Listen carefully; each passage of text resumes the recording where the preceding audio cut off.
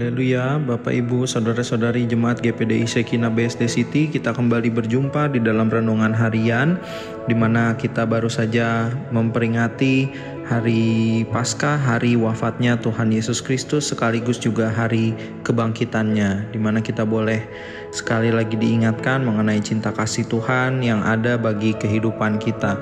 Nah, berkaitan dengan perayaan Paskah, Bapak Ibu, renungan hari ini saya ambil tema adalah peringatan akan aku. Nah, di mana biasanya waktu kita merayakan momen wafatnya Tuhan Yesus, kita biasanya mengadakan perjamuan asa yang kudus, dan biasanya kita juga pasti membaca ayat ini di dalam Lukas 22 ayat ke-19. Lalu ia mengambil roti, mengucap syukur, memecah-mecahkannya dan memberikannya kepada mereka. Katanya, inilah tubuhku yang diserahkan bagi kamu, perbuatlah ini menjadi peringatan akan aku. Puji Tuhan Bapak Ibu, kita mau highlight di kata-kata terakhir dari ayat tersebut, yaitu peringatan akan aku. Nah, Tuhan Yesus saat melakukan perjamuan terakhir dengan para murid setelah ia memecah-mecahkan roti, ia berkata, perbuatlah ini menjadi peringatan akan aku. Nah, Bapak Ibu, jika kita mendengar kata-kata peringatan akan aku, berarti yang terlintas adalah peristiwa penyaliban Tuhan Yesus kurang lebih 2000 tahun yang lalu. Padahal kalau kita mau tarik secara perspektif lebih luasnya, peringatan akan aku yang dimaksud oleh Tuhan Yesus saat ia memecah-mecahkan roti bukan hanya pada saat peristiwa penyaliban, tapi ada peristiwa yang harus kita tarik mundur ke belakang dan maju ke depan. Nah, kita mau lihat satu persatu. Yang pertama, kita mau tarik mundur mengenai peringatan akan aku ini. Ini artinya lebih dari sekedar peristiwa penyaliban Tuhan Yesus, yaitu jika kita mau tarik mundur ke belakang, ada kurang lebih waktu selama 33 tahun kurang lebih.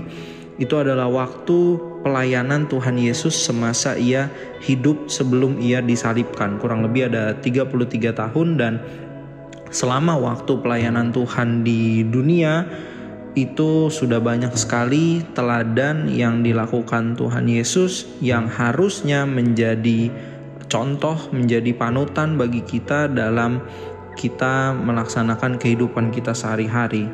Tuhan Yesus menghibur orang yang susah, menyembuhkan orang yang sakit, bergaul dengan orang-orang yang mungkin dikucilkan oleh masyarakat seperti janda, pemungut cukai, orang yang sakit kusta dan sebagainya. Nah, Bapak Ibu, jika kita mau tarik ke belakang, peringatan akan aku ini juga diharapkan oleh ayat yang diberitakan oleh Rasul Lukas ini sesungguhnya adalah kita harus meneladani pelayanan yang Tuhan Yesus lakukan selama kurang lebih 33 tahun masa hidupnya. Jadi taruhlah peristiwa penyaliban itu adanya di tengah-tengah.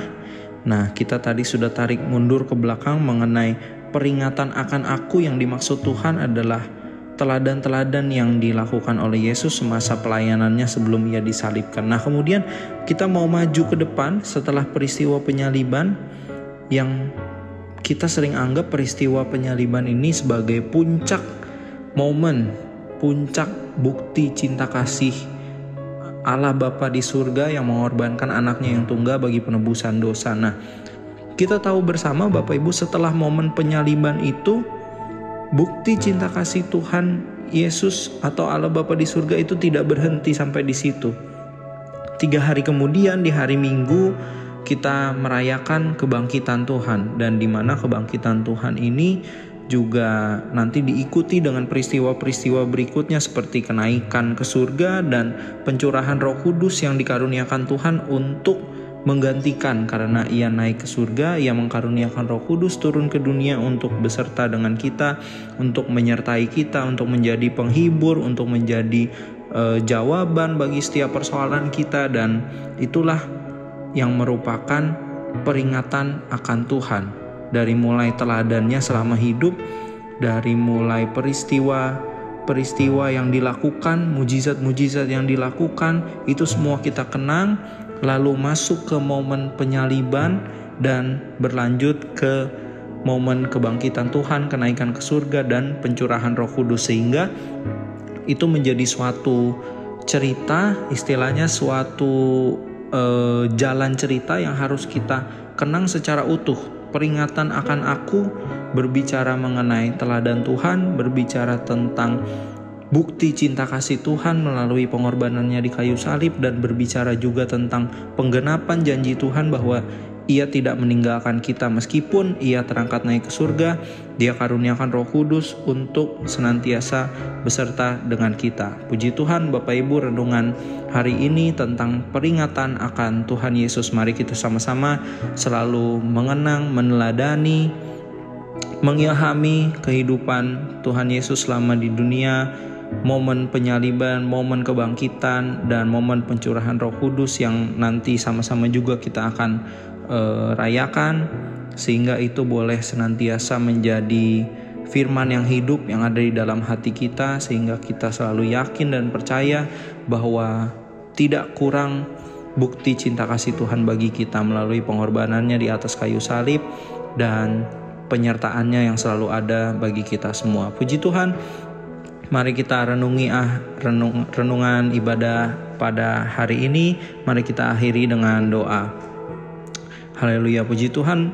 Bapa di dalam surga, kami mengucap syukur Tuhan untuk kesempatan pada hari ini, di mana kami boleh kembali untuk merenungkan sebagian kebenaran firman Tuhan. Tuhan, ajar kami untuk tetap setia. Kami boleh selalu mengingat peringatan akan Tuhan, peringatan akan penyaliban Tuhan, peringatan akan keteladanan Tuhan, peringatan akan bukti cinta kasih Tuhan, dan penggenapan janji firman Tuhan bahwa Tuhan akan selalu beserta dengan kami, menjadi penghibur bagi kami, menjadi jawaban bagi setiap permasalahan kami. Terima kasih Tuhan Yesus, kami serahkan hari ini ke dalam tangan Tuhan.